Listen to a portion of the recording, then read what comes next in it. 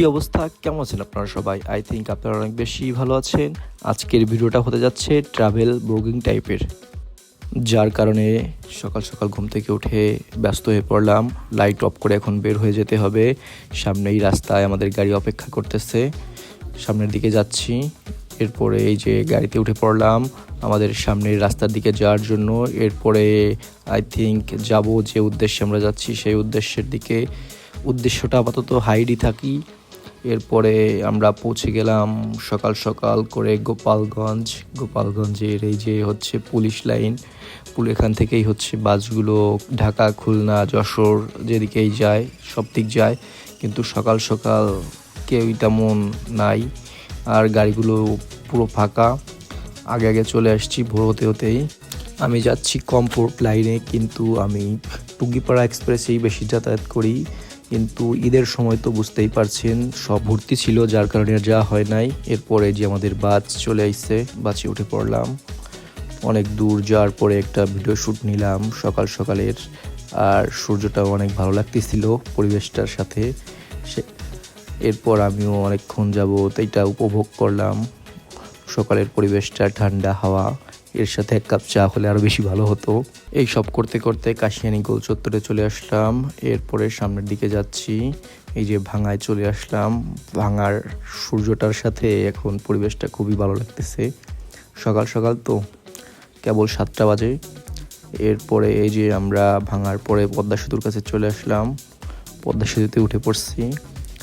তো এটা হচ্ছে আমাদের সেই স্বপ্নের পদ্মা সেতু। সেতুর পরে বুড়িগঙ্গা পর্যন্ত আর কোনো ভিডিও নেওয়া হয় নাই। এই যে বুড়িগঙ্গা নদীতে হঠাৎ চলে আইছি মনে পড়লো, যার কারণে আর একটা ভিডিও শট নিলাম। না, এখন বুড়িগঙ্গার অবস্থা খুবই ভালো। এরপরে এই যে আমাদের সেই যানজট যুক্ত সেই ঢাকায় চলে আইছি। ঢাকায় একটা কাজ আছে, যার কারণে হচ্ছে ঢাকায় আসা। এরপর আমরা এই যে যমুনা ফিউচার পার্কে চলে আসলাম ঢাকা আসার পরে, কিন্তু সকালে মনে হয় কিছুই খোলে নাই। এই যে এখানে চারপাশে তেমন কোনো লোক নাই। আমি এদিক ওদিক একটু দেখলাম, এরপরে চারপাশ খুঁজেই কাউরে পেলাম না। এরপর আমাকে একটু দেখালাম আপনাদেরকে। কাজ শেষ হয়ে গেছে, আবার গুলিস্তানের দিকে যাচ্ছি। কি উদ্দেশ্যে আসছিলাম সেটা আপনাদেরকে পরের ভিডিওতে দেখানো হবে। আর এইটা হচ্ছে, তো আপনারা চিনেই গেছেন অনেকে, আমাদের স্বপ্নের ইউনিভার্সিটি, ব্র্যাক ইউনিভার্সিটি। এরপরে আস্তে আস্তে করে আমরা যে গুলিস্তান চলে আইছি। ওই যে সামনেই দেখতে পাচ্ছেন গোলাপ শাহর মাজার। এখান থেকে আবার আমাদের গোপালগঞ্জের উদ্দেশ্যে চলে যাব। এই যে গাড়িতে উঠে পড়ছি, এখন আমরা চলে যাচ্ছি আবার গোপালগঞ্জের দিকে। ঢাকা শহরের দূষণযুক্ত পরিবেশ থেকে বের হয়ে গেলাম। এরপর একটু প্রকৃতির ছোঁয়া নিতে নিতে আমরা সামনের দিকে এগোচ্ছি। যাওয়ার পথে এই যে আবারও পদ্মা সেতুতে উঠে পড়তেছি। পদ্মা সেতু পেরিয়ে আবার ভাঙার সেই ভাইরাল রাস্তায় চলে আসলাম। এরপরে আস্তে আস্তে করে এই যে আমাদের গোপালগঞ্জের ভিতর ঢুকে পড়লাম। গাড়ি এখন গোপালগঞ্জের ভিতর চলে আসছে। এই যে আমরা গোপালগঞ্জ থেকে সকালে যেখান থেকে রওনা দিয়েছিলাম সেই জায়গায় আবার চলে আসলাম।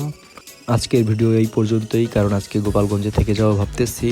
তো গাইজ, যাদের ভিডিওটা ভালো লাগছে অবশ্যই লাইক, কমেন্ট এবং শেয়ার দিয়ে পাশে থাকবেন। ধন্যবাদ।